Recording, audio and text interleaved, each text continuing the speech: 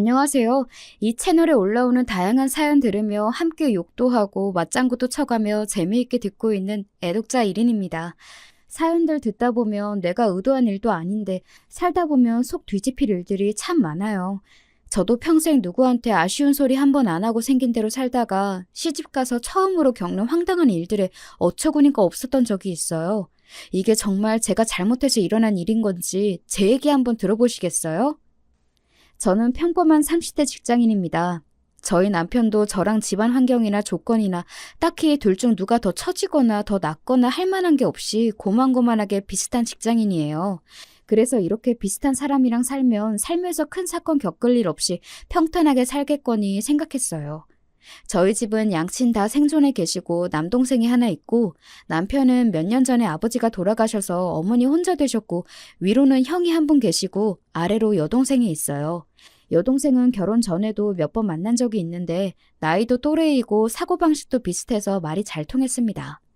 요즘 결혼해서 시누이랑 갈등 겪는 일도 많다던데 마음 맞는 시누이를 만나게 되어서 참 다행이라고 생각했습니다. 형님은 결혼 5년 차로 남편과 비슷하게 평범하게 직장에 다니신다고 들었습니다. 조금 특이할 만한 점이라면 제 손윗동서 되실 분이 의사라고 하시더라고요.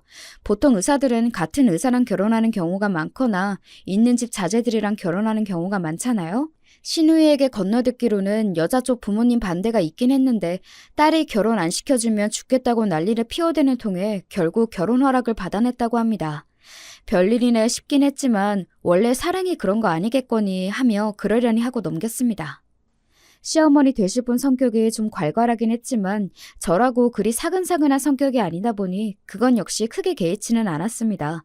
어차피 독립해서 따로 살 예정이기도 했고 아무리 시어머니라 해도 도리에 맞지 않는 요구를 하시면 따를 생각이 없었으니까요. 첫 번째 조짐은 혼수를 준비할 때 보였습니다.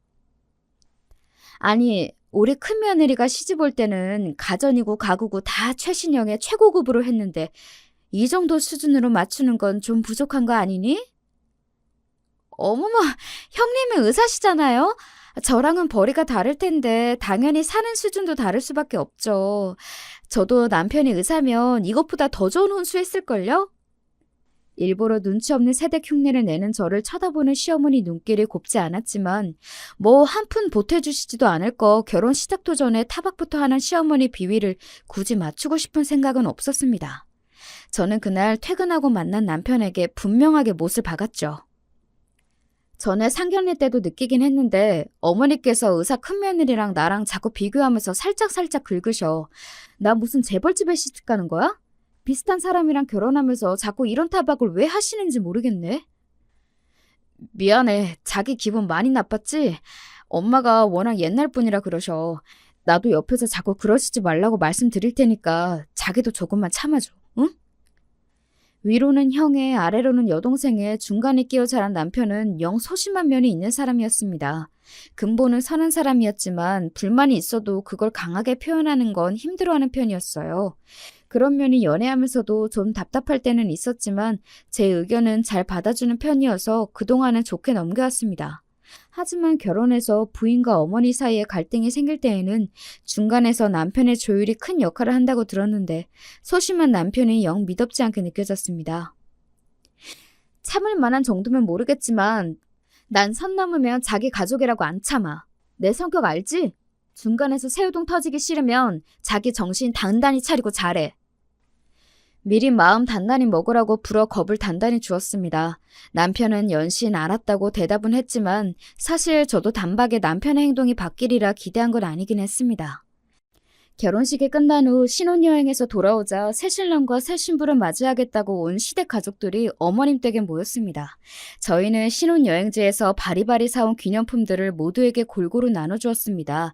다들 고맙다는 인사와 함께 덕담 한마디씩 주고받고 있는데 시어머니 표정이 영 탐탁지 않더군요. 이렇게 자잘한 것들 말고 선물 하나를 해도 제대로 된 거, 좋은 걸 해야 남한테 우세스러워 보이지 않는 거다. 큰애는 이런 얘기 굳이 하지 않아도 알아서 잘해왔는데 앞으로 너도 우리 집 식구이니 네 큰 동서한테 배울 건 잘 배우더라. 제 집 식구가 되자마자 얻는 타박에 제 기분도 언짢아졌습니다. 결혼할 때 뭐 하나 도와주시는 것도 없이 저희끼리 다 해결한 마당에 들을 만한 소리는 더더욱 아니지 싶었어요. 제 표정이 대번이 안 좋아지자 제 눈치를 살핀 신우이가 한마디 했습니다. 아이 참 엄마는 선물한 사람 민망하게 괜히 마음에도 없는 소리 하신다. 그 먼 데서 이렇게나 식구들 생각해서 챙겨오는 게 쉬운 일인 줄 알아? 벌써부터 언니 시집살이 시킬 생각 마시고 예뻐만 해주세요. 어색해질 뻔한 분위기가 신우이의 너스레 덕에 겨우 풀렸습니다. 하지만 한번 빈정이 상해버린 마음은 쉬이 풀리지 않더군요. 말 한마디로 천냥 빛을 갚는다더니 저희 어머니는 말 한마디로 사채까지 쓸 사람이었습니다. 본인이 제 기분을 상하게 하실수록 본인 아들이 쥐잡힐 듯 잡힐 것이라는 걸 아시는지 모르시는지 그날 신혼집으로 돌아가는 길에 남편에게 쏘아붙였습니다. 전에 내가 얘기했을 때 당신 어머니께 말씀 잘 들어보겠다고 하지 않았어? 당신이 듣기로는 오늘 어머님이 나한테 하신 말씀 정도는 좀 참아볼 만하다 싶어? 기어이 중간에서 새우등이 터진 남편은 땀을 뻘뻘 흘렸습니다. 참 내가 그러시지 말래도 나이 드신 분이라 그런가 말씀드려도 고치기가 힘드신가 봐. 고칠 생각은 있으시고? 이제 막 시집 왔는데 이 정도인데 날이 갈수록 심해지면 더 심해졌지 나아질 것 같지가 않아 내가 보기엔. 나 결혼 전부터 분명히 말했다. 선 넘으시면 나도 진짜 안 참을 거야. 그러자 남편이 한숨을 푹 내쉬었습니다. 그러면서 짐짓 우울한 목소리로 말했어요. 사실 어머니가 원래 편애가 좀 심하셔. 나 어릴 때에도 좋은 거랑 새 거는 다 형한테 돌아가고 나랑 동생은 맨날 쓰던 거 헌 것만 물려받았어. 비슷한 성적을 받아도 형은 오냐오냐 칭찬해 주시면서 나한테는 살가운 말도 잘 안 해주시고 막내는 그래도 타고난 성격에 당창대가 있어서 엄마가 그러셔도 기죽지 않고 제 몫은 잘 찾아 먹었는데 아무래도 나는 타고난 성격도 이렇다 보니 크면서도 늘 손해를 보면서 산 것 같아. 그래도 자식들 시집장가 보내고 나면 좀 나아지지 않을까 생각했는데 그 편애가 형수님한테 옮겨갈 줄은 또 몰랐네. 내가 당신한테 면목이 없다 진짜. 굳이 남편이 구구절절 설명하지 않아도 그간의 집안 분위기로 충분히 예상 가능한 상황이긴 했어요. 남편 성격에 평생 괄괄한 시어머니 밑에서 기도 못 펴고 살았을 걸 생각하니 좀 안쓰럽기도 했습니다. 그러나 그렇다고 해서 남편과 함께 미운 오리 새끼로 구박받으며 살 생각은 추호도 없었습니다. 지금까지는 어땠을지 몰라도 새 사람 들어오면 어머니도 바뀌시는 게 있어야지. 그리고 당신이 지금까지 그렇게 살아왔다고 앞으로도 그런 대접 받는 것도 싫어. 당신도 이제 한 가정이 가장이야. 아닌 건 아니라고 확실하게 딱 부러지게 얘기하고 당신 가족도 지킬 줄 알아야지. 나는 나와 내 남편 지켜야겠으니 하고 싶은 말은 하고 살아야겠어. 당신이 직접 할 자신 없으면 내가 하는 것까지 토달지 마. 남편은 풀이 죽으면서도 다음번에도 무례하게 굴면 참지 않겠다는 제 선언에는 손을 들어주었습니다. 직접 말은 하지 않았지만 남편 역시 아까 신혼여행 선물 타박을 들은 것이 영 기분이 좋지 않은 것 같았습니다. 누군들 안 그렇겠습니까? 그 먼 나라에서 기껏 생각해서 돈 쓰고 힘 들어가며 선물했더니 안 하니만 못한 소리를 들었는데요.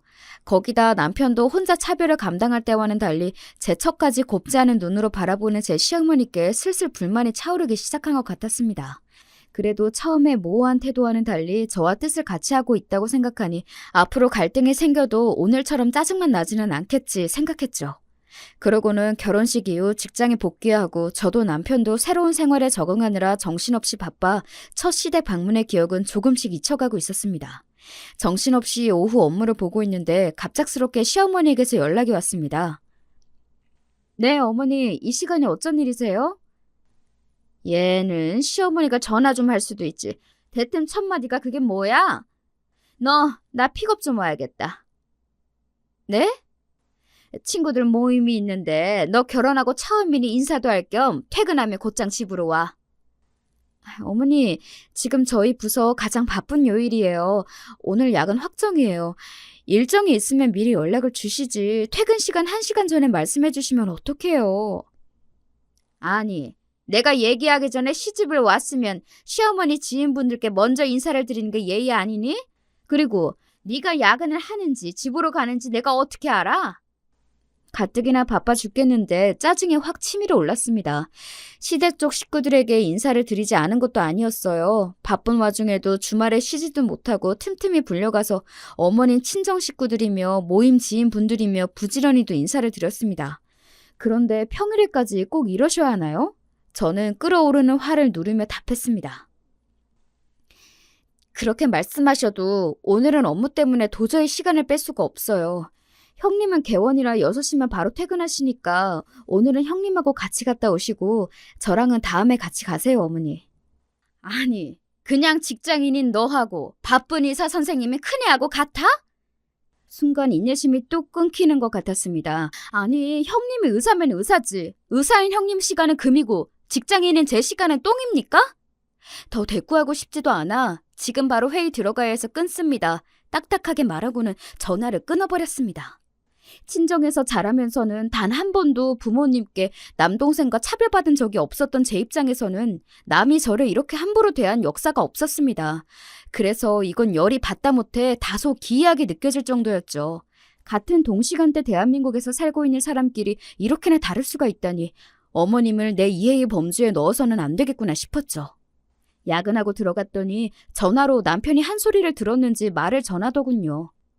자기가 엄마한테 쌓인 게 많은 건 아는데 그래도 어른이 말씀하시는 중인데 전화를 끊어버리는 건 좀 그랬어. 뭐라고? 토씨 하나 빼놓지 말고 어머니 말씀하신 그대로 얘기해. 제 매서운 기세에 남편이 우물거리며 말했습니다. 친구들에게 새 며느리 소개를 시키려고 좀 데리러 오라고 했더니 바쁘다고 있는 대로 유세를 부리며 끊더랍니다. 당신 진짜 바보야? 아니면 당신한테 진짜로 내가 그거밖에 안 되는 사람이야? 아무렴 내가 좋게 소개시켜준다는데 유세 떨며 전화 끊었겠어.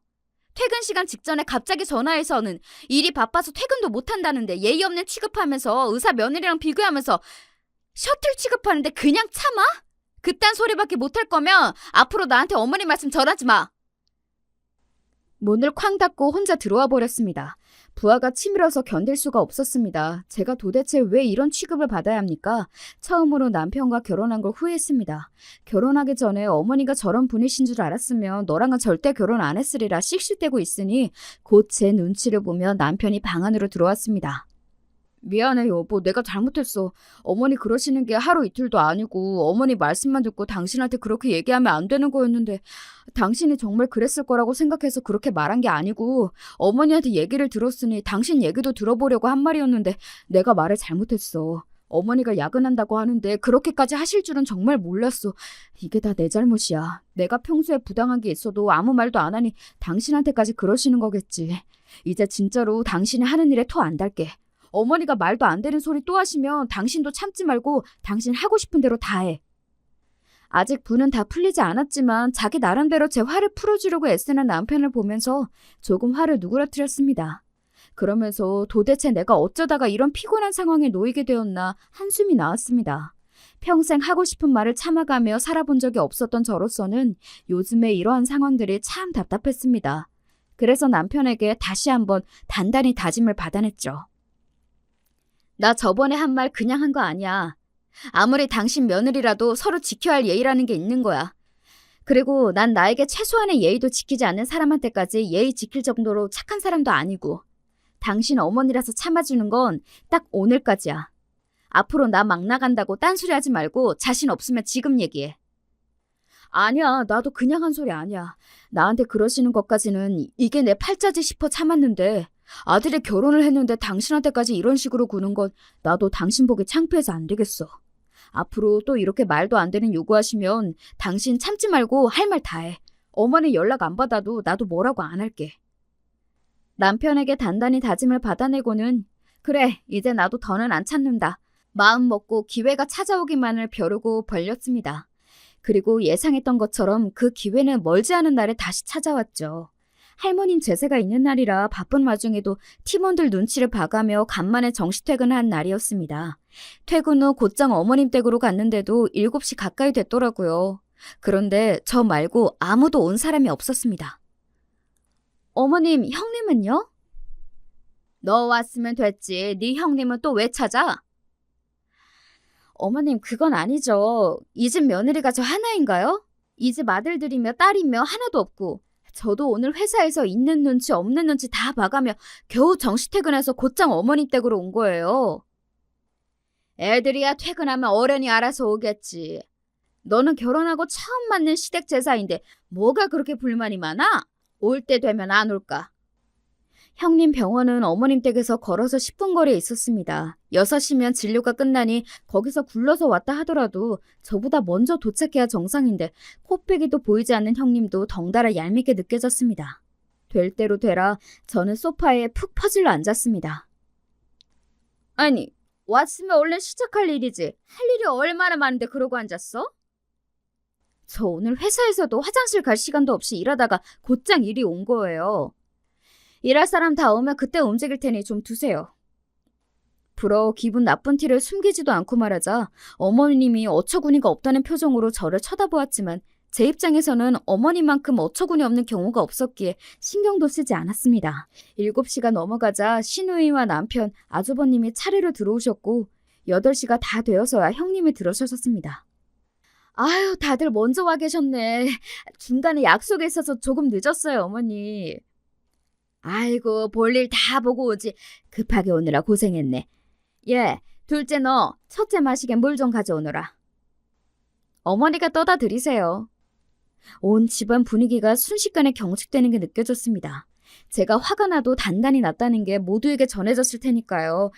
그간 어머니께서 제가 하신 짓이 있으니 마냥 저만 미친 인간이 된 게 아니라는 점이 다행이었을까요? 얼굴에 시뻘개진 어머님이 말문이 막혀 서 있으니 중간에서 뭔가 단단히 탈이 났음을 직감한 시누이가 끼어들었지만 제가 바로 막아버렸습니다.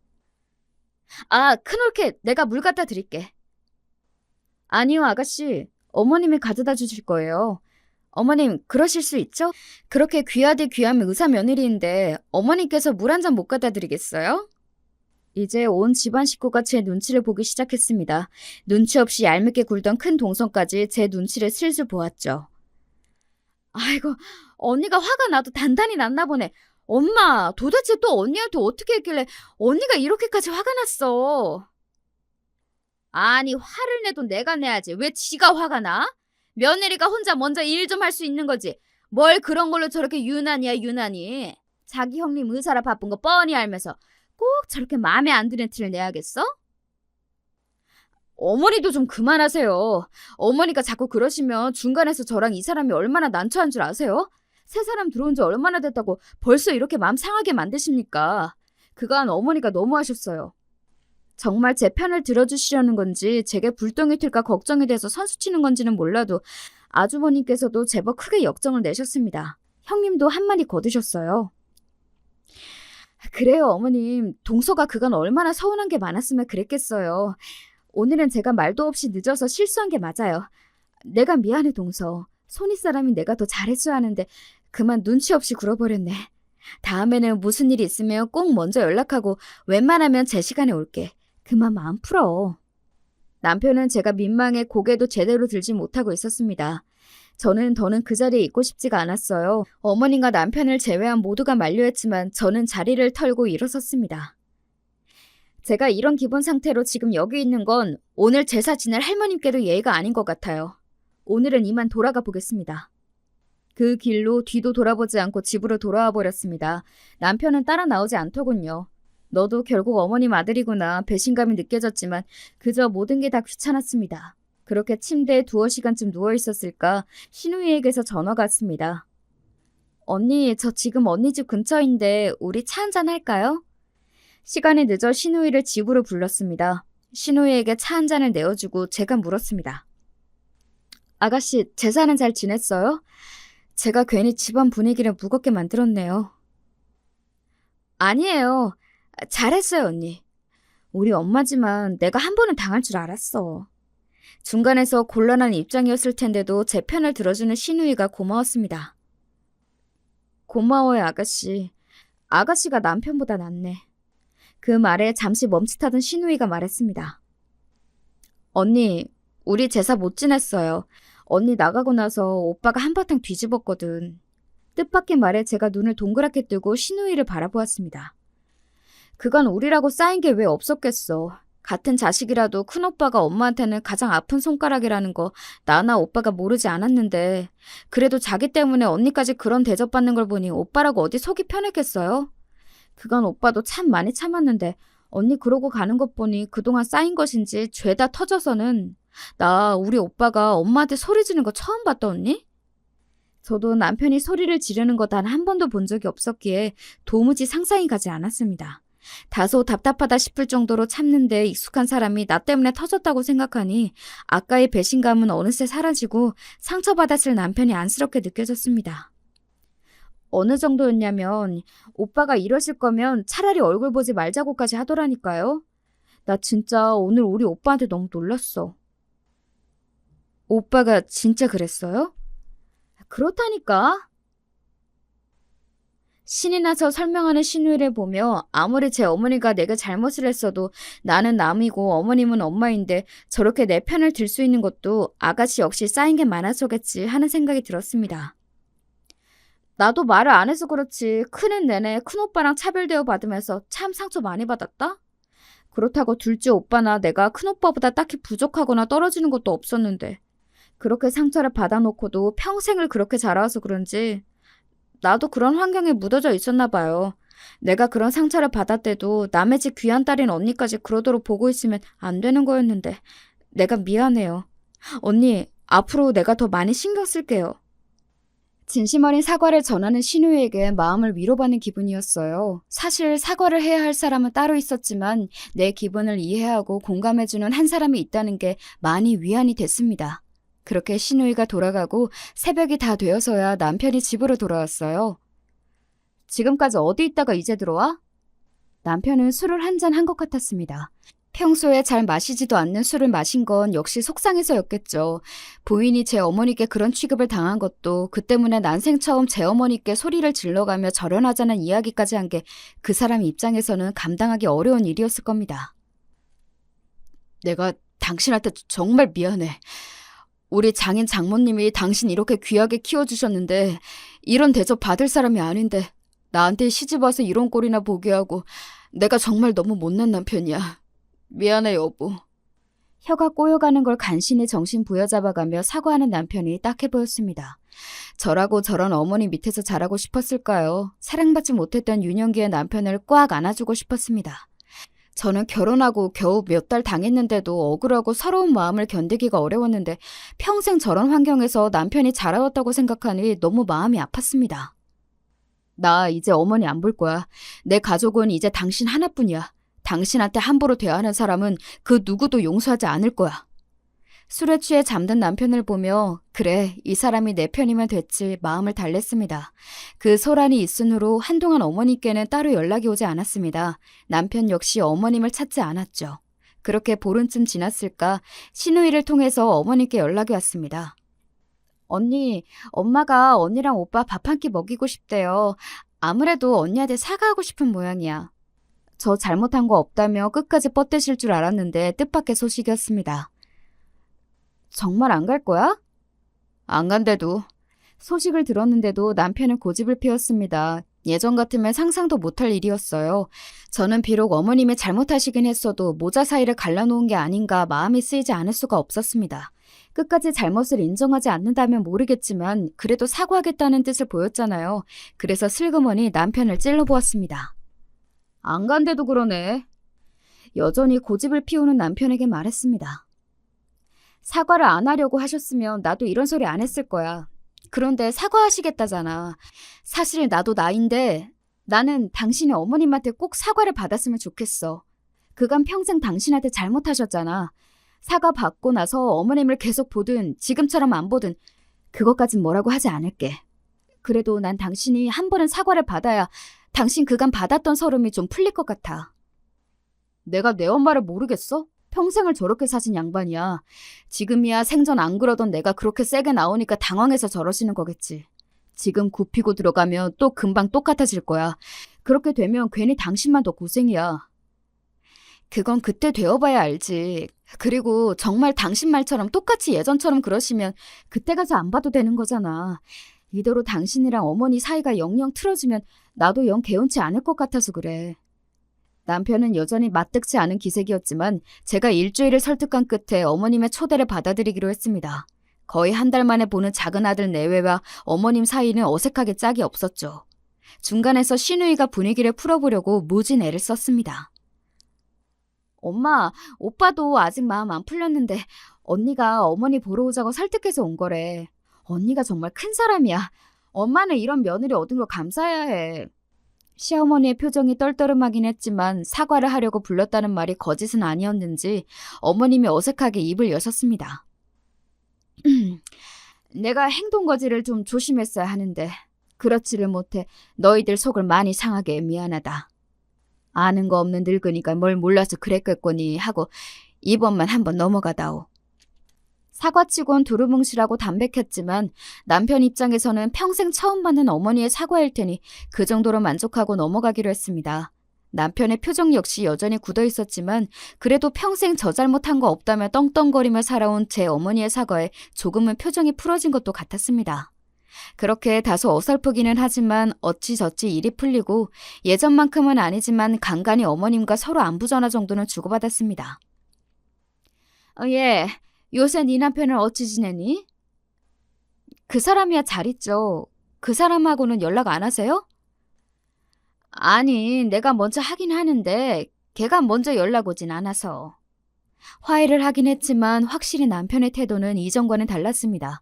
어머니 앞에서 쩔쩔매던 모습은 이제 온데간데 없었어요. 한 번 미련을 털어낸 적이 있어서인지 오히려 남편은 홀가분해 보였습니다. 이제 아쉬워진 건 어머님 쪽이 되었죠. 평생 찍어 눌러가며 제 입안에 혀처럼 굴던 아들이었는데 이제는 먼저 연락을 해도 대면대면 했으니까요. 처음에는 제 눈치를 보며 연락을 자주 안 하던 어머님도 답답하셨는지 아들이 궁금할 때면 제게 연락을 해오셨습니다. 아니 아무리 나한테 서운한 게 있다고 해도 그렇지 늘 하던 연락도 뚝 끊고 결혼하고 확실히 변했어. 슬슬 제 탓에 시동이 걸리는 듯하여 아무런 대꾸도 하지 않았습니다. 저 역시 걸려오는 전화를 피하지는 않았지만 그간의 일이 없던 일이 되는 것도 아닌데 아무 일도 없었던 것처럼 어머님을 대할 수는 없었습니다. 애초에 싹을 잘라야 한다는 생각도 들었고요. 아들만큼은 아니지만 못지않게 대면대면한 며느리에 대한 불만이 느껴졌으나 애초에 본인이 자초한 바가 없지 않으니 굳이 신경 쓰지 않았습니다. 가급적이면 따로 찾아뵙는 일도 자제했습니다. 그간의 경험으로 봐서는 서로 최대한 안 보는 것이 분란을 만들지 않는 방법이라는 생각에 저도 남편도 동의했습니다. 제게 연락해 오실 때에는 자꾸 남편과 함께 밥이라도 먹으러 오라고 말씀하셨지만 저보다도 남편이 더 심드렁해했습니다. 뭐 저 맛있는 거 먹이고 싶어서 오라고 하셨겠습니까? 당신 아들 얼굴 한번 보고 싶어 그러셨겠죠. 조금은 안쓰러운 마음이 들기도 했으나 정작 이런 관심이 필요했던 어린 남편에게는 쌀쌀맞게 굴었던 예전 어머니의 모습을 떠올리면 역시 어머님보다는 제 남편이 더 안쓰러웠습니다. 하지만 거절도 한두 번이지 어머님은 자꾸 밥 먹으러 오라고 하시는데 남편은 거절을 반복하니 중간에 낀 제 입장이 슬슬 껄끄러워지기 시작했습니다. 제가 불만을 토로하자 남편은 당신도 더는 어머니 생태 받아주지 말고 자꾸 곤란한 요구하면 전화 받지 마. 라며 냉정하게 나왔습니다. 예전에 그 물렁하던 남편은 이미 떠나고 없었죠. 그래서 다시 비슷한 목적의 연락을 받게 되자 저는 남편의 뜻을 제대로 전달하기로 했습니다. 어머니, 제가 어머니 말씀을 그 사람에게 전하지 않은 게 아니에요. 그런데 그 사람 마음이 그렇게 닫혀 있는데 어머니께서 계속 그렇게 오라고 하셔도 억지로 끌고 갈 수도 없잖아요.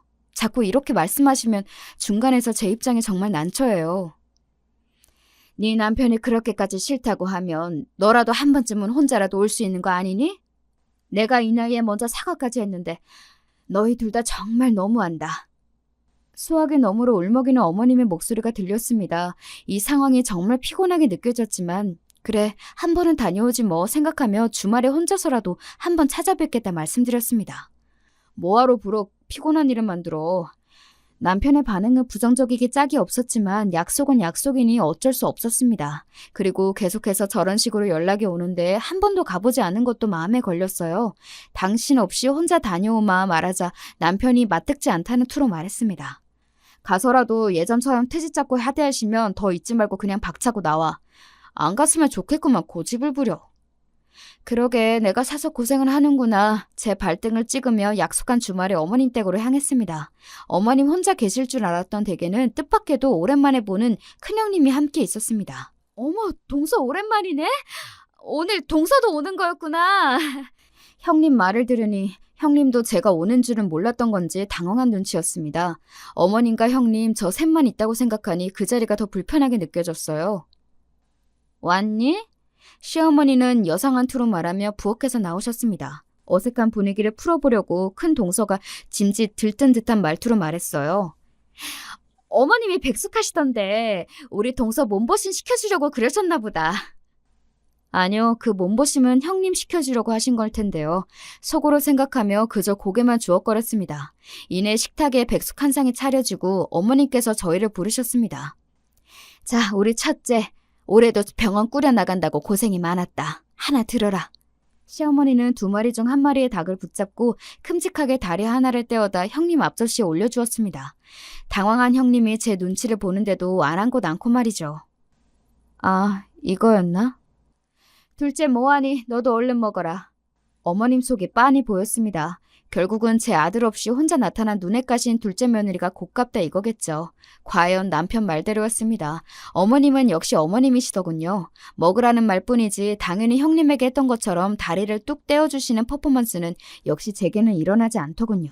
평소에 닭다리를 별로 좋아하지도 않지만 어디 한번 내키는 대로 해보시라 싶어 제대로 판을 깔아드리기로 했습니다. 저는 보란듯이 남은 다리 하나를 똑 떼어내어 제 앞접시로 가져갔습니다. 너 지금 뭐하니? 시어머니가 날카롭게 소리쳤습니다. 예상에서 한치도 벗어나지 않는 반응에 그만 헛웃음이 터질 뻔했습니다. 중간에서 형님만 난처해서 눈이 이리저리 굴리고 있었죠. 먹으라면서요. 먹으라 하셔서 먹으려 하는 건데요. 누가 너더러 닭다리 먹으래? 이건 다 큰애 거야. 어딜 주제의 의사면이랑 같은 대접을 받으려고 들어? 시어머니가 제 앞접시에 놓인 닭다리를 휙 채워가더니 형님 앞접시 위에 닭다리 위에 제가 가져간 닭다리를 탁 올려놓았습니다. 누가 보면 닭다리가 집안 대대로 내려오는 갑오쯤 되는 줄 알았을 겁니다. 뭐 이런 인간이 다 있나 싶어서 시어머니 얼굴을 빤히 보고 있자 도리어 형님이 당황해서 어쩔 줄은 몰라 했습니다. 저는 앉은 자리에서 손을 높이 들어 올려 숟가락을 들고는 있는 힘껏 바닥으로 내팽개쳤습니다. 날카로운 챙그랑 소리가 정적을 깨고 더 크게 울렸습니다. 너 대체 이게 무슨... 이러니 아들한테도 외면당하지. 거침없는 제 말에 시어머니 낯빛이 딱딱하게 굳어버렸습니다. 제가 혹시나 했는데요. 어머니님은 참 역신하시네요. 저야 남의 자식이라 그렇다 쳐도 제 남편한테도 이런 식으로 구셨어요? 경악해서 대꾸도 못하는 시어머니에게 저는 참지 않고 속에 있던 말을 그대로 내뱉었습니다. 제가 여기 온다고 할 때 남편이 말렸는데요. 제가 여기 왜 온다고 한지 아세요? 어머님 불쌍해서 온 거예요. 저 평생을 제 자식 가슴에 생채기 낸 줄도 모르고 제 멋대로 사시다 결국엔 아들한테 버림받은 어머님이 불쌍해서. 동서! 거르지 않고 뇌에서 내보내는 그대로 내뱉는 저를 보며 큰형님이 어쩔 줄은 몰라 했습니다. 그러든지 말든지 아랑곳 않고 저는 하던 말을 계속했습니다. 그래요. 형님 공부 많이 하셨고 의사시고 대단하신 분이시죠. 그렇게 어머님 주제에 맞지 않는 며느리 보셨으니 눈이 횟가닥 돌아버리신 것도 알겠는데요. 그걸 왜 제가 받아줘야 해요? 제가 뭐 그렇게 대단한 집에 시집왔다고? 시시각각 불그락 푸르락 변하는 어머님 얼굴이 참 우스워 보였습니다. 그간 제 남편이 오래 참은 거였죠. 어머님 같은 사람을 또 누가 견디겠어요? 너 때문이야! 시어머니가 분을 못 참겠는지 소리를 꽥 질렀습니다. 다 너 때문이야. 너랑 결혼하기 전까지는 나한테 말대꾸 한 번 안 했어. 내 아들 입에서 어떻게 나 안 보고 살겠다는 소리가 나와? 이게 다 결혼 잘못해서 네가 이 집에 잘못 들어와서 그런 거야? 부끄러운 줄도 모르고 미친 소리를 하는 시어머니가 가소로워 보였습니다. 저 때문이 아니라 제 덕분인 거죠. 제 남편이 저 아니었으면 평생 저 아껴줄 줄도 모르는 매정한 어머니 밑에서 평생 상처받으며 살았을걸. 이제라도 제정신 차렸으니 어머님은 저한테 고마워하셔야 해요.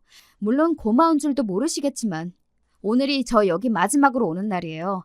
남편은 어머니 보고 살 생각 없대요. 당신 가족은 이제 저 하나뿐이라네요. 어머님 어째요? 제 남편한테 이미 버림받으셨어요, 어머님은. 이 말을 끝으로 저는 미련 없이 그 자리에서 돌아섰습니다. 현관 밖으로 나오는 제 귀에 시어머니가 세상이 떠나가도록 오열하는 소리가 들렸어요. 그렇게 서럽게 우는데도 단 한 톨의 동정심도 들지 않았으니 저도 시어머니한테 더 이상 떨어질 정도 없었던 모양입니다. 저는 그 길로 곧장 제 친정집으로 향했습니다. 엄마, 나 백숙해줘. 갑자기 나타난 저는 그게 웬 뚱딴지 같은 소리야? 친정엄마는 황당해하면서도 좀처럼 이거 해달라 저거 해달라 하는 성격이 아닌 제게서 받은 간만의 주문에 어쩐지 조금 신나 보이셨습니다. 얘가 왜 평소에 안 하던 소리를 해? 하시면서도 예고 없이 찾아온 딸이 반가우셨는지 결혼 전처럼 함께 손을 잡고 장을 보는 내내 기분이 좋아 보이셨어요. 되도 않는 남의 엄마한테 에너지 쏟지 말고 내 엄마한테나 잘할 걸 속으로 생각하며 괜히 엄마한테 투정을 부렸습니다. 엄마, 나 백숙 4마리 해줘, 4마리. 그걸 누가 다 먹는다고? 눈을 휘둥그레 뜨시면서도 속으로는 백숙용 생닭 4마리를 카트에 집어넣는 엄마에게 철없는 어린애처럼 말했습니다. 닭다리 8개 내가 혼자서 다 먹을 거야. 얘가 왜 생전 안 부리던 식탐을 다 부린대? 그래, 너 다 먹어라, 너 다 먹어. 다 커서 시집까지 간 딸의 말도 안 되는 억지에도 마치 어린 딸내미를 보듯 사랑이 가득한 엄마의 눈을 보면서 순간 남편이 안쓰러운 마음에 가슴속에서 뭔가가 울컥 올라오는 기분이었습니다. 그때 남편에게서 전화가 걸려왔습니다. 저는 평소처럼 전화를 받고는 말했죠.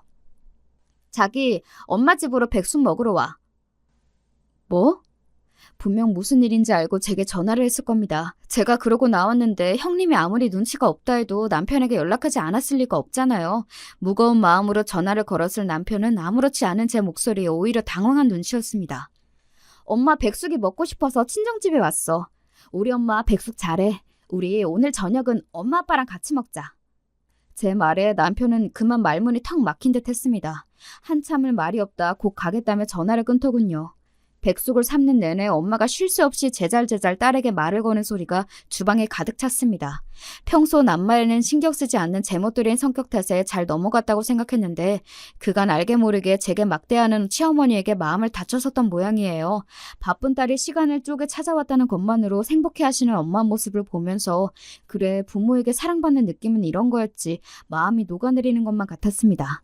굳이 남편까지 불러서 백숙을 먹이려 한 건 남편이 오늘의 기억을 또다시 상처로 남기게 두고 싶지 않아서였어요. 비록 제 친부모는 아닐지라도 서로를 사랑하는 가족 틈에서 따뜻한 저녁 식사 한 끼를 먹이고 싶었습니다. 금세 도착한 남편과 저 친정 부모님까지 내 식구가 도란도란 한 식탁에 머리를 맞대고 앉아 백숙을 먹기 시작했습니다. 저희 엄마가 본인 몫의 닭에서 다리 2개를 뜯어다 저와 본인 사위 밥그릇에 척 얹어주셨습니다. 그러자 저희 아빠가 본인 몫의 닭에서 다리를 하나 뜯어 엄마 밥그릇에 얹어주셨어요. 저는 제 몫의 닭에서 떼어낸 닭다리 하나를 남편 밥그릇 하나 더 올려주었습니다. 어머 여보 얘 좀 봐. 아까 닭다리 8개 자기가 다 먹을 거라고 생떼를 쓰더니 곳에 제 닭다리까지 제 신랑한테 넘겨주네. 제 남편이라고 챙기기는 딸 자식 키워봐야 소용이 없구먼.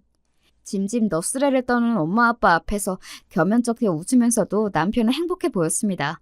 고개를 숙이고 열심히 닭다리를 뜯는 남편 눈에 살짝 고인 눈물은 모른 척했습니다. 부디 남편이 오늘 이 자리를 오랫동안 기억해 주길 바랐습니다. 그 이후로 시어머니와는 완전히 절연했습니다. 마지막에 가슴에 무언가 더 맺힐 것도 없이 하고 싶은 말을 죄다 퍼부어주고 온 탓인지 미련도 아쉬움도 일절 남는 것이 없었습니다. 어설프게 남아있던 동정심까지 사라지고 나니 오히려 홀가분했습니다. 남편이 이런 마음으로 시어머니를 찾지 않았던 걸까 싶었습니다. 소식을 들은 시누이는 예상했던 대로 온전하게 저희 편이 되어주었습니다. 시어머니의 행태에 질릴 대로 질린 시누이가 더는 적당히 제 어머니의 비위를 맞춰주지 않고 맞받아치자 그 둘 사이에서도 큰 싸움이 있었다고 합니다. 시누이 역시 오빠처럼 더 이상 어머니에게 지고 들어가지 않기로 결심한 모양이었습니다. 그간 시어머니의 감정 쓰레기통 노릇을 지긋지긋해했던 시누이도 더는 시어머니 연락을 받지 않고 있었어요. 내 엄마인데도 일이 징글징글한데 언니한테도 오죽했겠어요. 시누이는 길게 말하지도 않고 저 한마디로 상황을 깔끔하게 정리하더군요. 시어머니와는 틀어지더라도 시누이와의 관계는 유지하고 싶었던 제 입장에서는 고마운 일이었습니다. 시누이와는 지금도 남편의 동생이자 마음 잘 통하는 친구를 잘 지내고 있습니다. 아주버님과 형님과는 대면대면하긴 하지만 그렇다고 나쁠 것도 없는 관계로 지내고 있습니다. 시어머니와의 볼장 다 보인 마지막 모습을 형님이 고스란히 다 지켜보았으니 사실 제게 정이 떨어진다 해도 딱히 할 말이 없었는데 본인이 사랑을 받는 입장임에도 불구하고 차별받는 제 입장을 이해해준 모양이었습니다. 남편과 시누이, 제가 받을 사랑까지 모두 독차지한 두 분이지만 뭐 그게 또 두 분 잘못은 아니니까요. 게다가 저희 중 그 누구도 그 사랑을 원하지 않으니 더 이상 두 분께 딱히 유감할 것도 없었습니다. 남편은 그 이후 저보다 더 뻔질나게 저의 친정집 문턱을 드나들고 있습니다. 처음엔 어색해하더니 이젠 제가 야근하는 날이면 아예 퇴근을 저희 친정집으로 합니다. 남편이 하도 자주 오니 저희 엄마가 농담처럼 아이고 늙은이들이랑 노는 게 뭐가 재미있다고 자꾸 와. 오지 마. 남편에게 면박을 주어도 예전 같으면 그 농담을 곧대로 듣고 민망했을 남편도 제법 뻔뻔해졌습니다.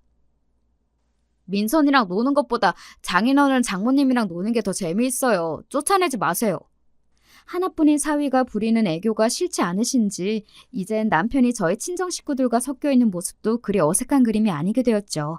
저만 혼자 따돌리고 뭐가 그리 재미있는지 셋이서 수톡대고 있는 걸 보면 어처구니가 없긴 하지만 사실 정말 기분이 나쁘지는 않아요. 처음에는 그간 제 아내가 제 어머니에게 받은 구박과 서름 때문에 미안한 마음에 더 저희 친정 부모님께 잘하는구나 싶었는데 지금 와서 생각해보면 정작 제 어머님에게서는 제대로 받지 못한 애정을 결혼하고 나서야 제 부모님께 받게 된 것이 남편도 썩 마음에 들었던 것이 아니었을까 하는 생각이 들기도 합니다. 저도 이제는 예전에 주눅든 모습이 많이 사라지고 제 엄마 아빠에게도 자연스럽게 대하는 남편의 모습을 보며 이제는 예전에 상처가 많이 치유된 것 같아 따뜻한 기분이 들곤 해요. 저도 사람이다 보니 어쩔 수 없이 드문드문 꼭 시어머니와의 관계가 이렇게까지 될 필요가 있었을까 하는 생각이 불쑥 치고 올라올 때가 있습니다. 하지만 제가 수백 번 수천 번 이런 마음을 먹어봐야 상대방의 시어머니가 여전히 시어머니인 이상 별 의미 없는 가정이겠죠. 물론 제 거침없는 성질머리가 갈등의 불씨를 더 빠르게 당겼다고는 생각하지만 다시 생각해봐도 제가 더 참았다고 해서 결과가 달라지지는 않았을 것 같아요. 그저 제가 속 끓이는 기간만 더 길어질 뿐이었겠죠. 그래서 가끔 그런 생각이 들더라도 그것이 후회로 이어지지는 않습니다. 그보다 저는 제 남편이 비로소 그간의 상처에서 벗어나 정서적으로 완전히 어머니에게서 독립한 것이 만족스러울 따름입니다. 누구도 다른 사람과 부딪히는 상황을 달가워하지는 않을 거예요. 어지간해서는 서로 맞춰가며 살고 싶어 하는 게 당연하고 또 남들과 갈등을 빚는다는 건 정서적으로도 참 필요한 일이니까요. 하지만 타인의 마음이 제 마음 같을 수는 없는 노릇이니 살면서 언제든 이런 갈등을 다시 겪을 수도 있겠죠. 그럼에도 불구하고 타인에게서 스스로를 지키고 제게 함부로 대할 수 없게 하려면 저부터가 저 스스로를 최우선으로 두고 스스로에게 당당해지는 것이 먼저인 것 같습니다. 여러분도 당장의 갈등이 두려울지라도 단지 갈등을 피하려는 이유만으로 남들이 여러분을 상처 입히는 것을 내버려 두고 스스로를 등한시하지는 않으셨으면 합니다. 그게 제가 결혼을 통해 배운 가장 중요한 것이거든요. 참지 않아야 할 순간에 참지 않은 것이 제게는 상황을 타파하는 데 도움이 되었습니다. 물론 이런 일을 겪지 않는 게 가장 좋겠지만 갈등의 순간이 온다면 한 번쯤 제 이야기를 떠올려 주셔도 좋을 것 같아요. 긴 얘기 들어주셔서 감사합니다.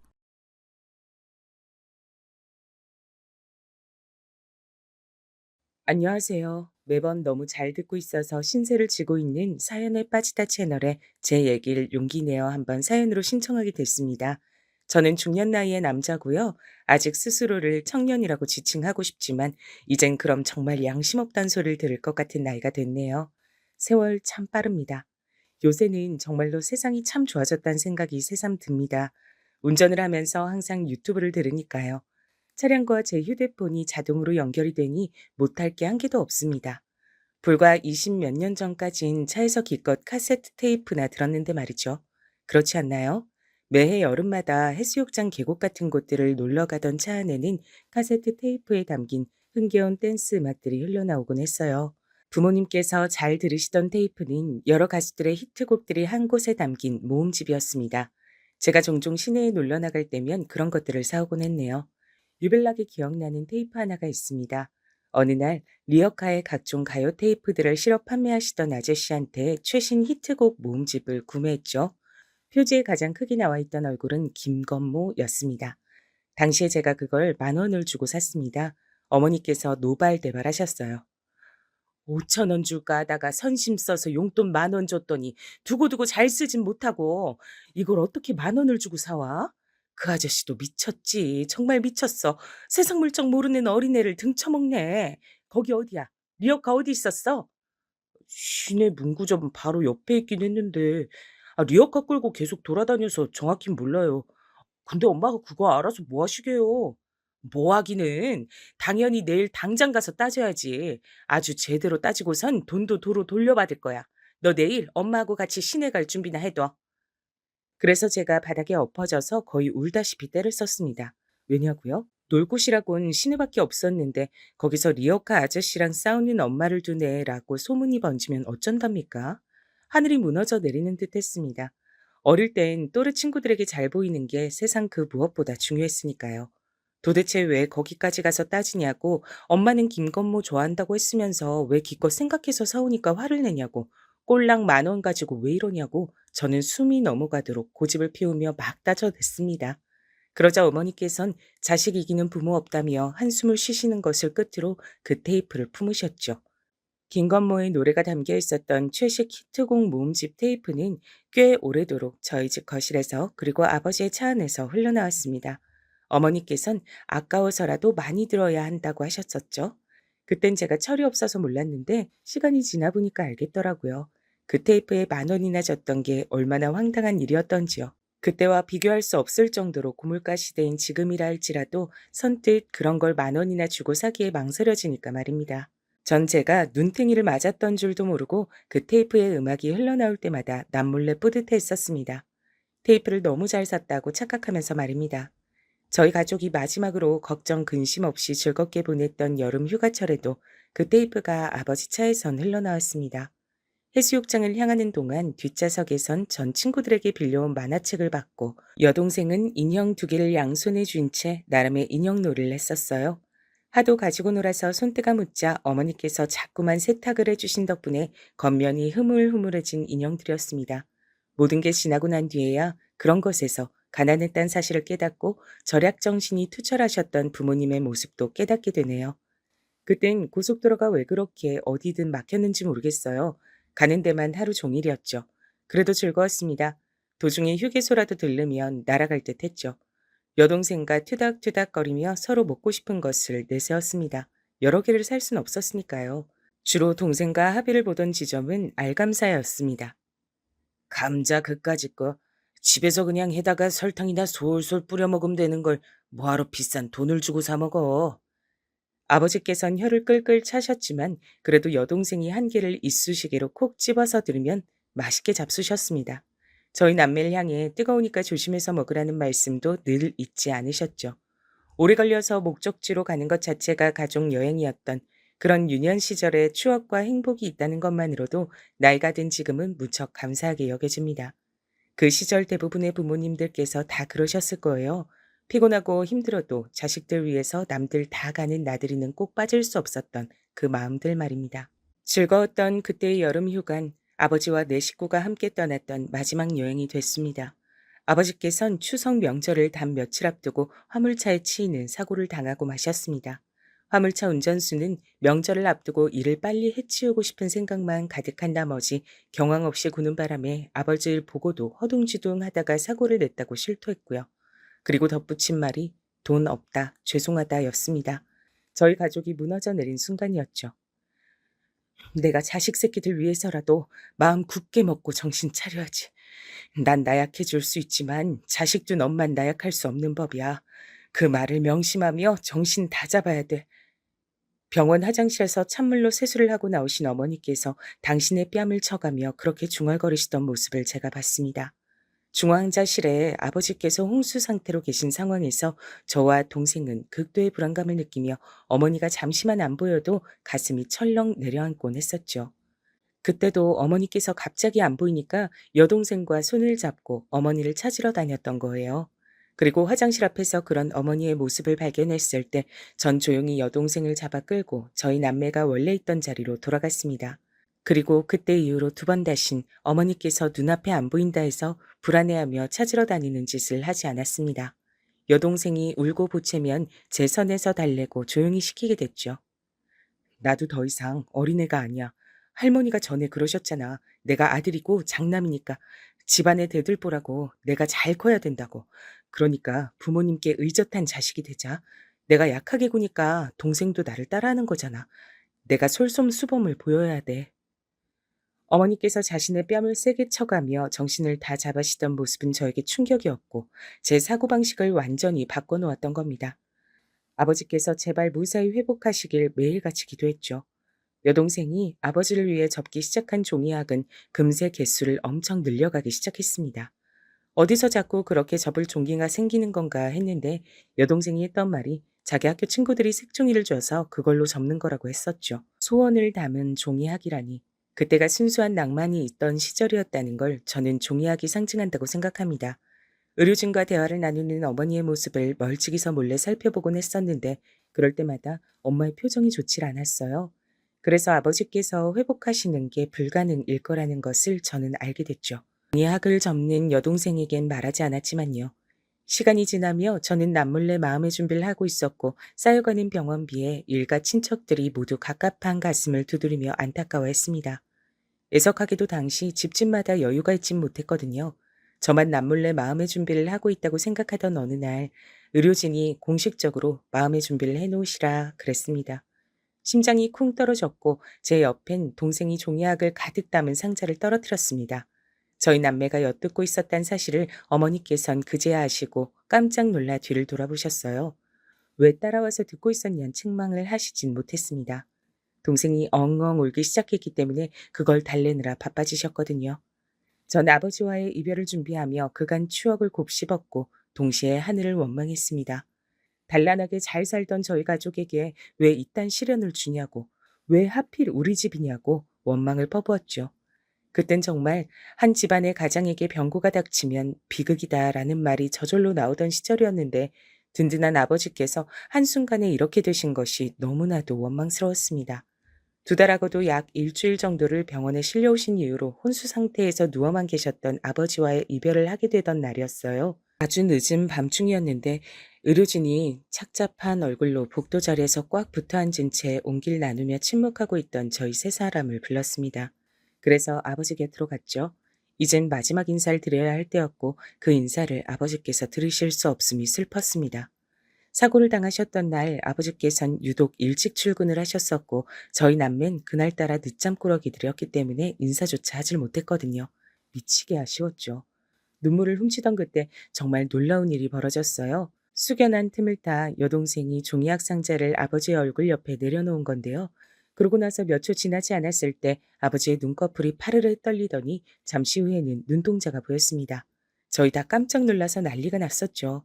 다가온 의료진은 엄청 놀라면서도 의식은 없으신 것 같다고 했지만 전 왠지 모르게 아버지와 마지막 인사를 나눌 수 있을 거란 확신이 들었습니다. 아버지, 제가 혹시 아버지 들려드릴 수 있을까 싶어서 마이마이 가져왔어요. 아버지가 올해 제일 많이 들으셨던 테이프 있죠? 제가 사왔던 거요. 아버지께 말씀 안 드렸던 것 같은데 저 사실 그거 10,000원 주고 사왔던 거예요. 그래도 아버지 차에서 맨날 들을 수 있어서 좋았어요. 신나는 곡이 나오면 운전도 더 흥겹게 된다고 하셨잖아요. 아버지, 혹시 신나는 노래 들으며 떠나시면 가시는 길도 흥겨우실까요? 더 이상 아버지가 안 아프셨으면 좋겠어요. 고통을 다 벗고 훨훨 날아가셨으면 좋겠어요. 저는 그렇게 눈물로 말씀을 드리며 주머니에서 챙겨온 카세트 테이프 플레이어를 꺼냈습니다. 마이마이로 불렸던 물건이었죠. 이어폰을 아버지의 귀에 꽂아드리던 그 찰나에 제 눈앞으로 풍경이 스쳐갔어요. 고속도로는 앞뒤로 꽉 막혀 있고 더운 날에 피어오르는 아지랑이. 그럼에도 모두가 짜증보단 설렘으로 길을 떠났던 휴가철. 그때 우리 가족이 차 안에서 즐겨드렸던 가요들. 2번 다신 아버지와 함께 그런 여름 휴가를 보낼 수 없다는 사실에 가슴이 먹먹해졌습니다. 어떤 부분을 들어도 흥겨운 댄스 음악이 나왔던 그 테이프였죠. 재생 버튼을 누르고 얼마 뒤 아버지의 눈엔 눈물이 고였습니다. 듣고 계신 것이었죠. 귀에 꽂은 이어폰으로 흘러 넘어오는 댄스 음악이 흥겨우신지 아버지께선 아픔으로 붉고 거무죽죽해진 얼굴 위로 슬쩍 미소를 지으셨습니다. 그대로 세상을 떠나셨어요. 조용히 미소를 지으신 채 천천히 눈을 감으신 게 마지막이었습니다. 청각은 사람이 죽는 마지막 순간까지도 남아있는 기관이라고 하던데 그래서 편하게 웃으며 떠나신 것 같다는 어떤 간호사분의 너그러운 목소리에 그제서야 저희 세 식구는 커다란 울음을 터뜨렸죠. 모두가 울음바다인 밤이었어요.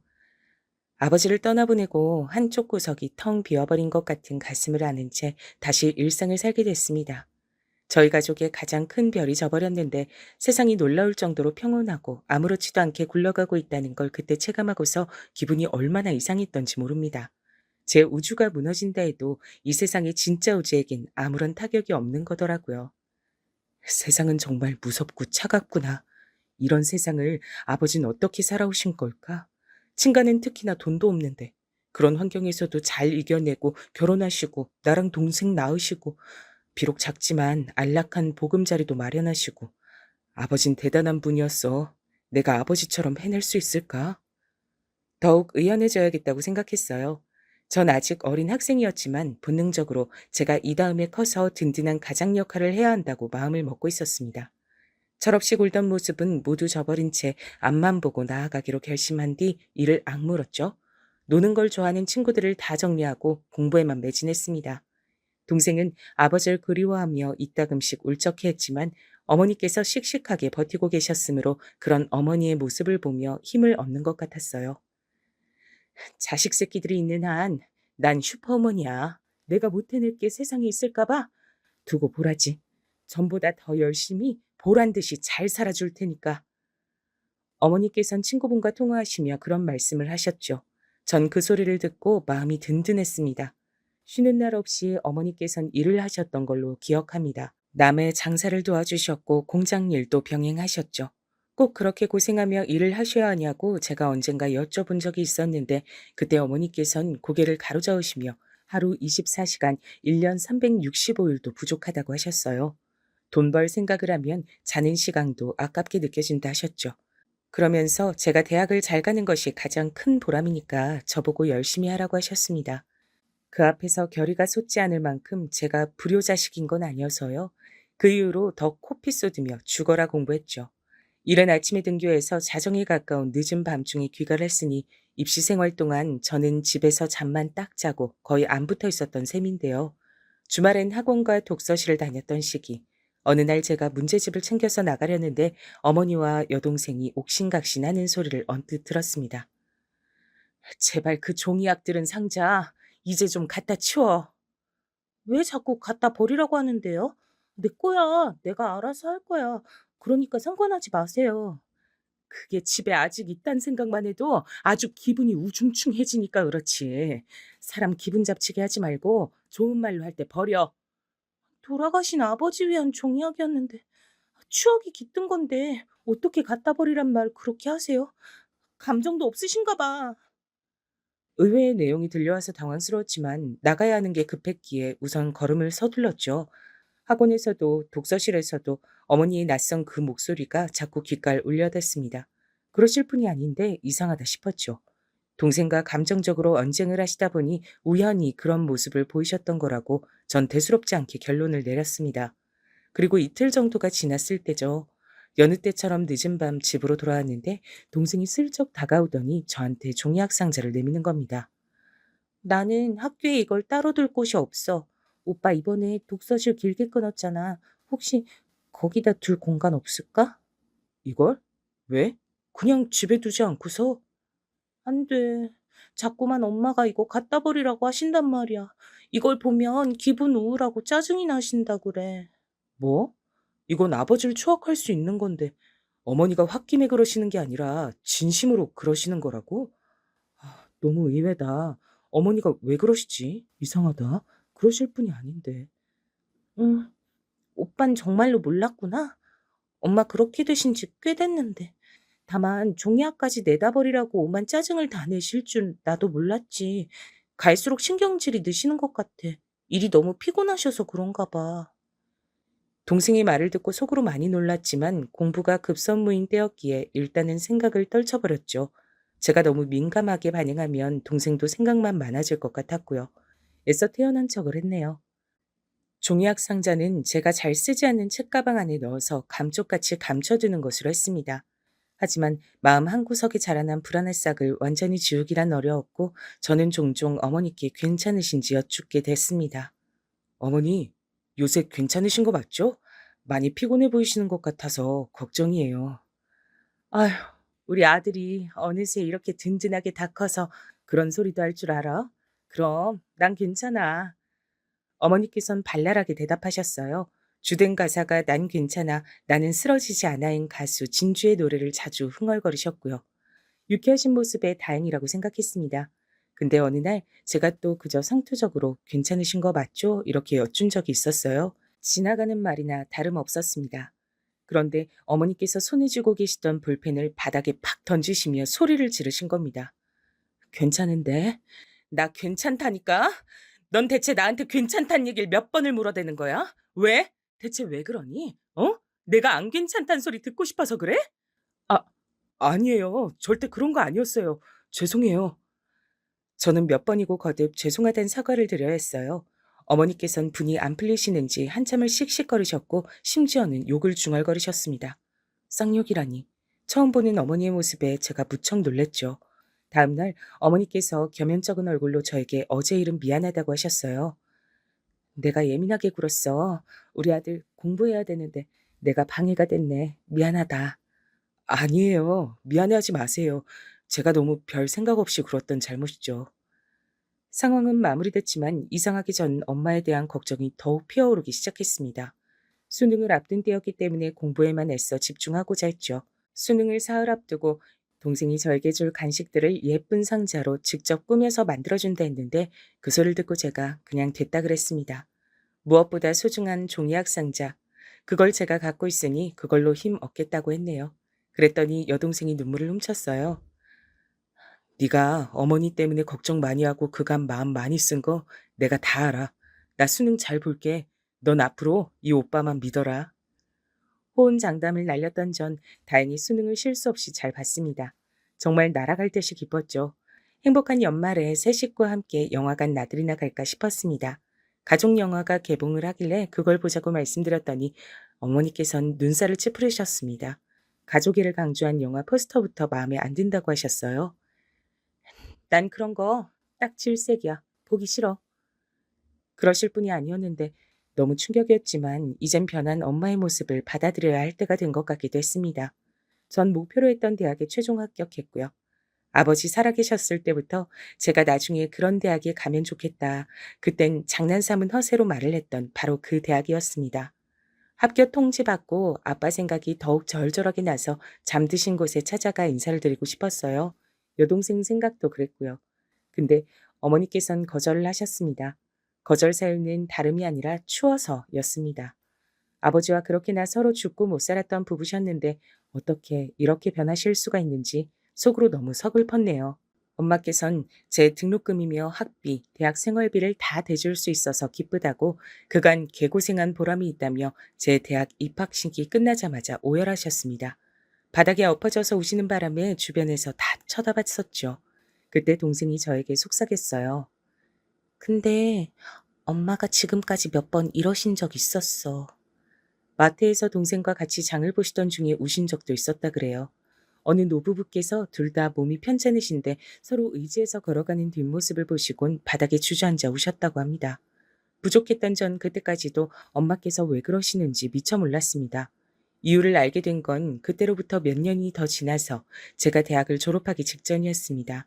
대학교에서 학생들 대상으로 심리상담 지원 프로그램이라는 걸 그때 막 시작하고 있었는데 홍보하는 것을 보고 호기심이 생겨 한번 참가를 해봤어요. 그리고 상담사분과 여러 대화를 나누다가 제 내면에 뭉친 우울 덩어리를 마주하게 됐습니다. 아버지께서 돌아가셨을 때의 상황, 그걸 하나부터 열까지 다 제가 꿰고 있었고 돌아가셨던 그 일이 제 인생엔 너무나 큰 아픔으로 박혀 있었기 때문에 전 그런 스스로의 모습을 들여다보는 걸 무서워했으며 공부란 탈출구를 만들었던 것이고 어머니와 여동생을 이 다음에 제가 책임지고 살아야 한다는 압박감에 스스로 가두며 살아왔다는 걸. 그런 사실들을 알게 됐죠. 제 자신인데도 제가 절 잘 몰랐더라고요. 내면을 마주하는 것이 두렵고 겁이 나서 덮어두고 살게 되면 결국 언젠가 그 안에 감춰진 것이 밖으로 새나와 정신을 어지럽게 하고 쉽게 사람을 피곤하게 만들고 무기력증에 빠지게 된다고 했습니다. 덮는다고 해서 능사가 아니란 거죠. 아버지께서 당하셨던 사고에 대한 원망, 분노 이런 것들이 생각보다 제 안에서 엄청나게 컸더라고요. 근데 화를 내봤자 아무것도 달라질 게 없을 것 같으니까 속에 꽉 눌러둔 채 그 감정을 외면하고 살았던 거예요. 전 아무렇지 않은 게 아니었던 진정한 제 자신을 받아들이고 의연하게 앞만 나아가려 하지 말고 때론 옆도 보고 뒤도 돌아보고 사는 게 낫다는 사실을 깨우쳤습니다. 왠지 마음이 가벼워지더라고요. 그리고 상담받으며 전 자연스레 어머니를 떠올렸습니다. 제가 적극적으로 어머니의 상담 치료를 밀어붙였어요. 그리고 어머니께선 치료를 받기 시작하신 이후에야 깨달으셨던 겁니다. 당신의 마음속에 가득 차 있던 슬픔, 우울, 분노 같은 감정들이 걷잡을 수 없을 정도로 커져 있다는 사실을요. 그리고 우울증 진단을 받으셨습니다. 약을 가득 처방받으셨죠. 약봉지를 부여잡고 그날 밤 어머니께서 한참을 우셨다고 여동생이 그랬습니다. 엄마 우시는 모습을 몰래 보면서 동생도 울었고요. 약을 드시고 나서야 엄마께선 조금 진정된 기분으로 일상을 나실 수 있게 됐어요. 우울증을 앓으시는 것도 몰라봤던 저같이 부족한 자식 때문에 그간 얼마나 고생하셨을지 한없이 죄송한 마음뿐이었습니다. 너무 늦었지만 뒤늦게라도 증상을 마주하고 처방을 받을 수 있어서 다행이란 생각이 들었어요. 저와 동생이 더욱 노력하면서 엄마께 잘해드리고자 했죠. 하지만 저희 남매가 노력해도 채울 수 없는 부분이 존재했다는 걸 시간이 흘러서 알게 됐습니다. 어느 날 동생이 저한테 조심스레 말을 해주더군요. 어머니께 만나는 사람이 생겼다고 말입니다. 얼마 안 됐어. 내가 알기론 3달 정도? 근데 엄마가 전에 나한테 재혼은 인생에서 절대 없다고 못 박으신 적도 있고 그래서 결혼이라든지 그런 건 생각을 안 해도 될 것 같긴 한데 암튼 엄마가 좋은 감정으로 만나시는 분이 생겼는데 꽤 즐거우신 것 같아. 뭐? 어머니한테? 네가 며칠 전부터 나한테 할 말이 있다는 듯 굴었던 게 바로 이것 때문이었구나. 어머니한테 새 남자라니 생각도 못 해봤어. 나도 처음엔 되게 당황스럽고 혼란스러웠어. 근데 오빠, 요새 엄마 표정이 어떤 줄 알아? 우리 어렸을 때 명절이면 친가 먼저 갔다가 외가 갔잖아. 친가에서 하룻밤 자고 외가로 출발할 때 아침. 그때마다 엄마는 친정까지 언제 가냐, 갈 길이 고말리다. 이렇게 혼잣말을 한숨처럼 하시면서도 얼굴엔 은은한 웃음꽃이 피어 있었지. 난 그걸 설렘이라고 생각했었어. 아버지 돌아가시고 나서 엄마 얼굴엔 설렘을 느껴본 적은 단 한 번도 없었는데 요새는 엄마 얼굴에서 바로 그 설렘이란 게 보이더라. 동생이라고 해서 어떻게 어머니의 새 남자가 흔쾌히 받아들여졌겠나요? 그러나 어머니를 위해 포용하기로 한 것이죠. 동생이 그렇게 나오는데 제가 오빠로서 부족한 모습을 보일 수는 없었습니다. 비록 심란하긴 했으나 어머니의 만남을 응원해드리기로 했어요.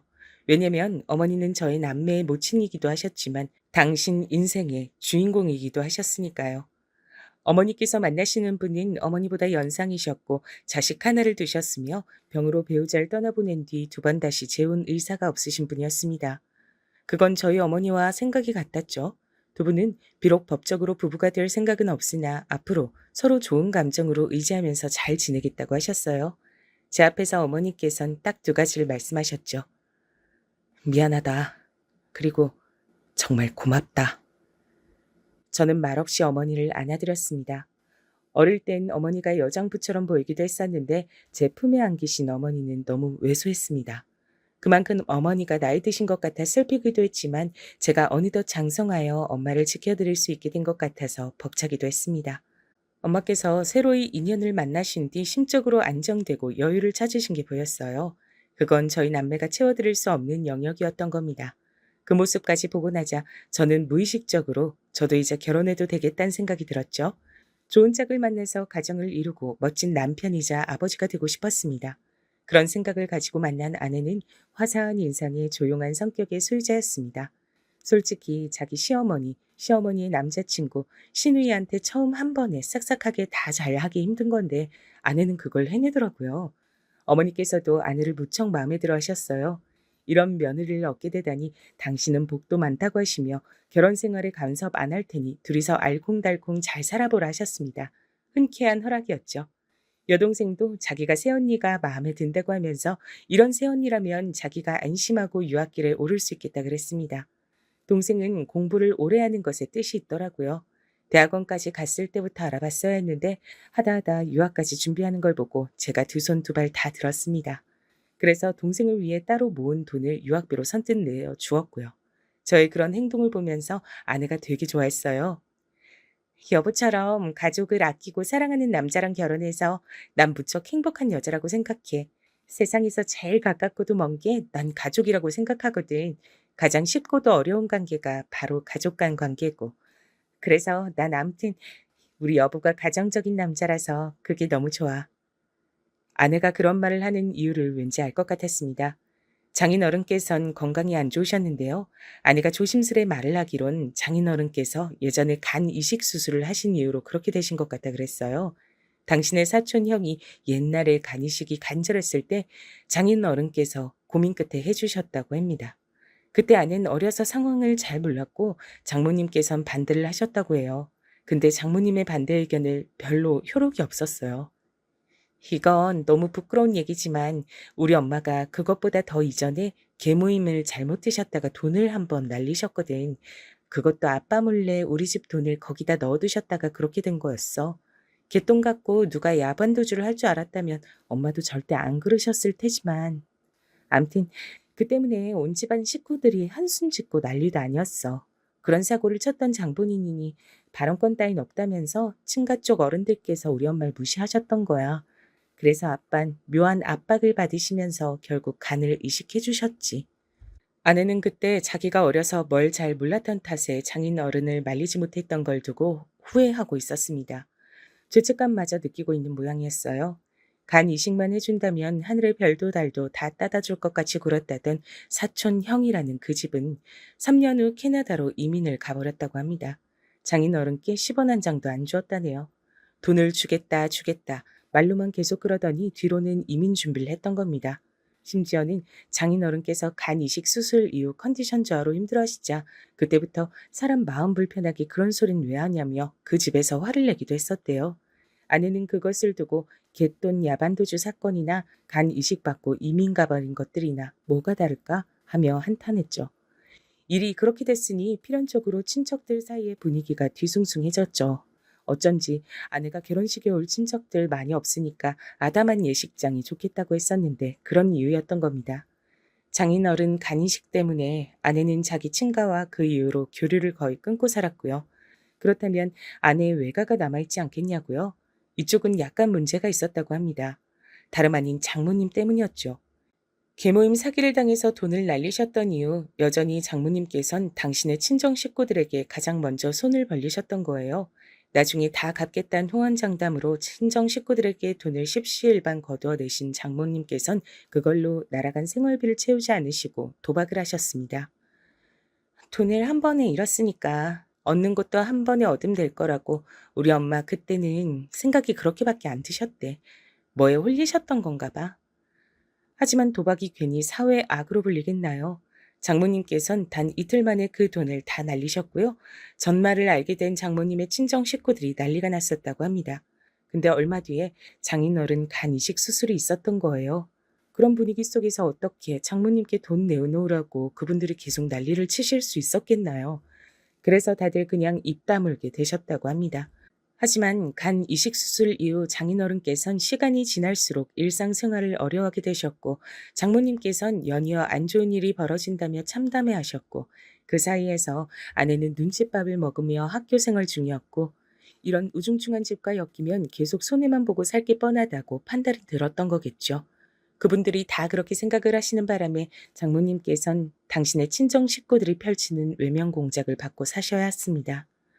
그럼에도 장인어른께서 이 악물고 어떻게든 살아보려고 열심히 해보려고 노력을 하셨던 덕택에 집안이 굴러갔다고 해요. 그런 게 바로 가장의 무게겠죠.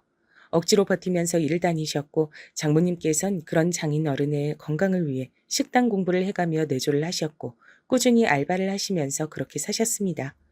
그렇게 어영부영 세월이 흘렀던 거예요. 부모의 멈추지 않는 노력 덕분에 자식은 잘 자라서 대학을 나와 사회인이 됐습니다. 그런 아내를 제가 만나 결혼까지 했던 거예요. 장인어른께서 오래오래 더 사셔서 저희 부부 행복하게 사는 것도 더 보시고 이왕이면 손주도 만나보시길 바랬으나 딸 결혼시켜서 사위 보는 것까지가 한계였다고 말씀을 하시는 것처럼 너무나도 갑작스럽게 세상을 뜨셨습니다. 병원에 가시던 날 가볍게 운동도 겸하겠다고 하시면서 일부러 걸어서 병원까지 가시던 길에 심근경색으로 쓰러지셨어요. 그리고 병원으로 이송되신 지 얼마 안 돼서 숨을 거두셨죠. 저도 너무 허무해서 미칠 것 같았는데 아내와 장모님 심정은 어땠을까요? 감히 가늠조차 되지 않았습니다. 장인어른께서 일평생 고생만 하시다 떠났다며 이렇게 가시도록 만든 자기가 프로자식이라며 아내는 크게 자책했습니다. 위로 하나조차 섣불리 하기 어려웠어요. 그래도 하나 다행이라면 다행이었던 게 제가 아버지를 잃어본 사람이었단 걸 아내는 잘 알았기 때문입니다. 같은 아픔을 겪어봤기에 진실된 위로를 저는 아내에게 건넬 수 있었죠. 장인 어른이 떠나신 이후 아내는 생각보다 너무 힘들어했는데 그나마 제가 곁에 있었기에 망정이었습니다. 장모님께서도 저에게 아내를 단단히 부탁하셨죠. 장수방, 내가 자네만 믿네. 자네가 있어서 얼마나 다행이고 든든한지 몰라. 우리 딸 마음 좀 잘 어루만져줘. 이렇게 힘들어할 줄이야. 제가 더 노력하겠습니다. 그런데 장모님께선 괜찮으신 건가요? 전 장모님도 걱정돼요. 나는 멀쩡해. 난 괜찮으니까 걱정 말고 우리 딸이나 잘 챙겨주면 돼. 장모님께선 의연하셨습니다. 그래서 아내에게 집중할 수 있었네요. 당시 하필이면 아내가 도저히 직장을 쉴 수가 없던 상태였어요. 그때 아내가 다니던 직장에서 큰 건수가 돌아가고 있었기 때문입니다. 일을 그만두긴 아까워서 도저히 그럴 수 없다는 아내를 저는 가까이서 지켜보며 우울해하고 힘들어하지 않도록 잘 봐주었어요. 제가 휴가를 몰아서 써가며 집안일을 도맡아 했고 아내의 퇴근에 맞춰서 데리러 나간 뒤 맛있게 식당에서 저녁 외식을 하곤 했습니다. 열심히 노력을 했더니 그나마 3달 정도가 지나니까 아내가 다시 화사한 미소를 입가에 걸기 시작하더군요. 언제까지고 장인어른의 부재를 슬퍼할 수만은 없는 거라고 하면서 자기도 용기를 내서 서서히 장인어른의 부재와 마주하겠다 그랬습니다. 제가 과거에 제 내면의 아픔을 발견하고 마주보았던 때가 생각났죠. 그래서 아내에게 돌아가신 제 아버지 얘기도 그때 많이 들려주었습니다. 아빠께서 떠나실 때 음악을 들으며 미소를 지으셨다는 대목은 아내가 가장 좋아했죠. 그리고 어머니께서 오래 우울증을 앓다가 끝내는 이겨내시고 잘 지내고 계신다는 사실도 좋아했습니다. 자기도 그렇게 씩씩하게 잘 이겨내고 살아본다고 저에게 다짐을 하더군요. 저희 부부가 서로에게 긍정적인 기운을 불어넣으며 손을 맞잡고 있던 그때 제 머릿속엔 장모님이 불현듯 떠올랐습니다. 괜찮다고 말씀을 매번 하셨지만 사실은 진짜로 괜찮으셨던 적은 없었던 어머니의 옛 모습들이 떠오른 겁니다. 아내 곁에 착 붙어서 챙긴다는 명목으로 장모님께 전화만 종종 드렸을 뿐 직접 찾아뵌 적은 장인어른 돌아가시고 나선 한 번도 없다는 사실은 저를 불안하게 만들었습니다. 아내에게 제 생각을 말했더니 아내도 걱정이 된다 그랬어요. 그래서 얼른 장모님을 찾아뵀습니다. 저희가 간다고 연락을 드리자 나 괜찮은데 왜 그러냐며 당황스러운 목소리로 짜증을 내셨죠. 그럼에도 불구하고 장모님께 가봤는데 저와 아내가 동시에 깜짝 놀라고 말았습니다. 왜냐면 장모님께서 급격하게 살이 불어나 있었기 때문이에요. 엄마, 왜 그렇게 살이 찌셨어? 엄마 이렇게 살이 오른 모습은 내가 살면서 처음 보는데? 내가 그렇게 살이 쪘니? 난 모르겠는데. 그냥 입이 심심해서 요새 잘 먹긴 했지. 깜짝 놀란 저희 부부는 주말을 장모님 댁에서 보내기로 했어요. 그리고 장모님이 정상 상태가 아니란 걸 곧 알게 됐죠. 자꾸만 쉴 새 없이 입에 뭘 가져다 넣으셨어요. 밥 자체는 그렇게 많이 안 드셨는데 주전부리를 자꾸만 드시더라고요. 아내가 그만 좀 먹으라고 하자 울컥하시면서 자리를 뜨기까지 하셨습니다. 예전에 제 어머니 모습이 겹쳐 보이더라고요. 그래서 더 물러날 생각 없이 장모님을 설득해서 진지하게 대화를 나눠봤죠. 그랬더니 장인어른께서 돌아가신 이후로 속이 허전하고 뭔가 공허한 느낌이 들었는데 입에 뭘 먹고 있으면 그 느낌이 거의 안 들어서 좋았다고 하시는 겁니다. 우울감을 폭식으로 해결하고 계셨던 거죠. 장모님의 고백에 아내가 눈물을 훔쳤고 저도 가슴이 너무 아팠습니다. 장모님께선 스스로의 문제를 이제 자각하셨으니 앞으로 먹는 걸 줄이고 산책을 열심히 다니면서 기분 전환을 해보겠다고 했어요. 이대로 무너지지 않을 테니 걱정 말라면서 저희 부부에게 의연한 모습을 보여주셨습니다. 어른께서 그렇게 말씀하시는데 거기서 더 걱정의 말씀을 드리는 건 무례한 것 같아 그저 알겠다는 대답만 드렸네요. 장모님께서 스스로 이겨낼 수 있도록 믿고 지켜보는 일도 필요할 듯 싶었습니다. 장모님 걱정이 됐는지 아내가 수시로 연락을 그 후로 드렸고요. 규칙적으로 산책을 많이 다니신 장모님께선 반년 뒤 다시 원래 체중을 되찾으셨습니다. 여기까진 참 다행이었는데 아내의 말론 장모님께서 다시 회복된 몸 상태로도 채워지지 않는 허전함을 느끼고 계신 것 같다 그랬어요.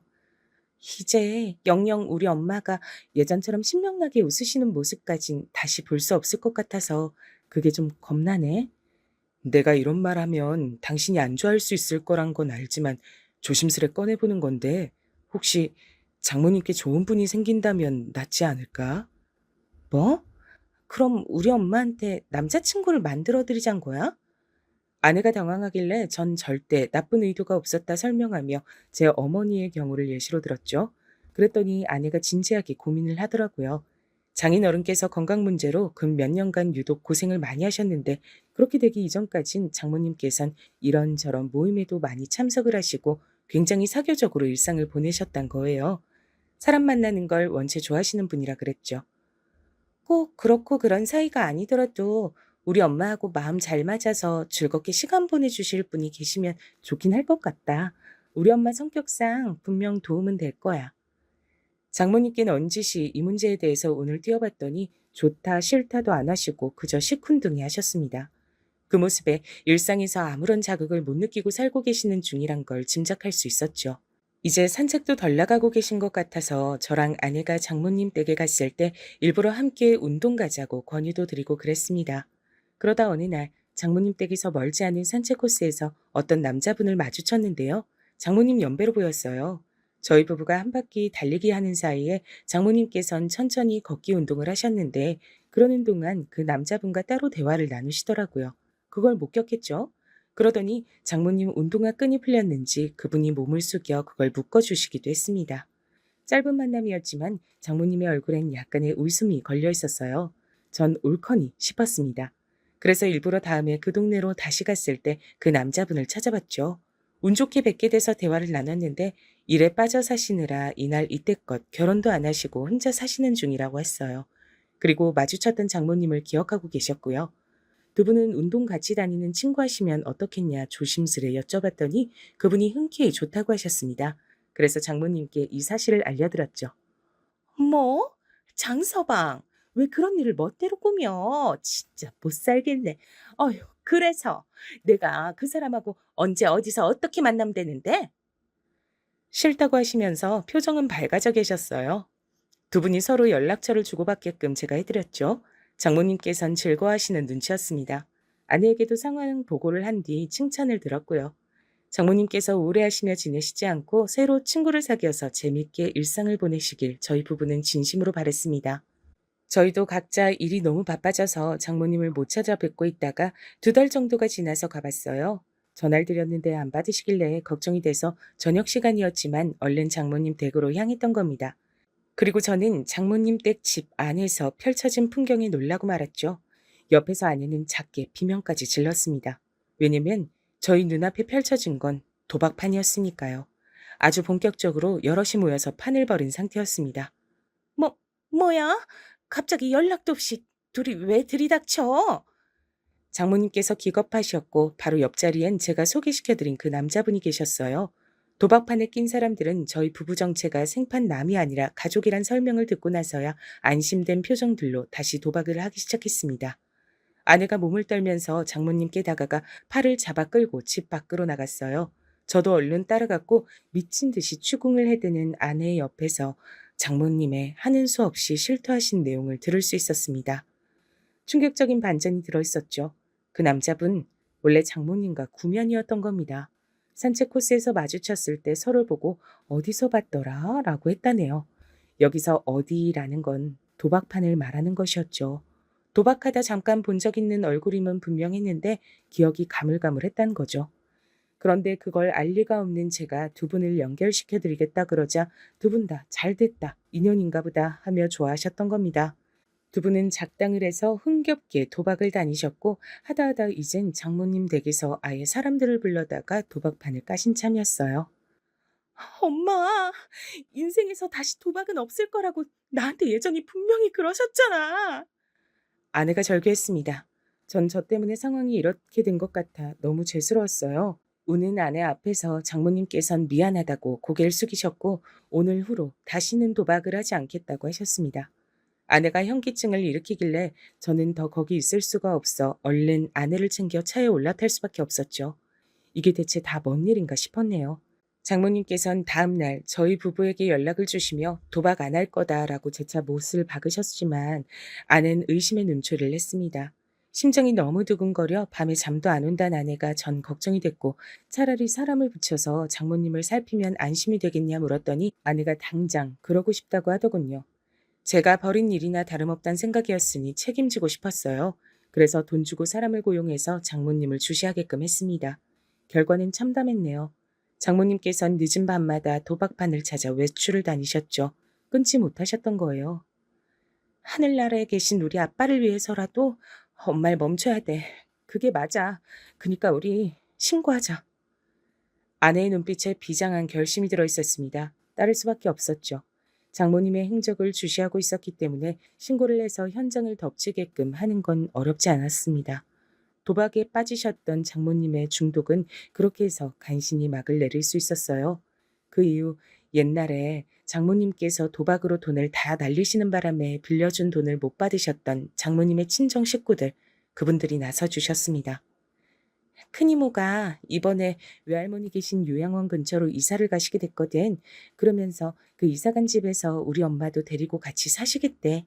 도박에 디귿자도 못 떠올리도록 농사일을 엄청 맡기실 거라고 그러더라. 그 말씀 듣고 왠지 안심됐어. 아내가 씁쓸한 미소로 말을 하며 저에게 몸을 기댔을 때 이제서야 모든 상황이 평온해졌음을 알 수 있었네요. 하지만 방심은 금물이니 장모님께서 또 잘못된 유혹에 빠지시는 일이 없도록 저희 부부도 신경을 기울이고 있어야 할 것 같습니다. 하늘나라에서 제 아버지 그리고 장인어른께서 어쩌면 같이 나란히 앉아 이 모든 것들을 지켜보고 계셨을지 모르겠네요.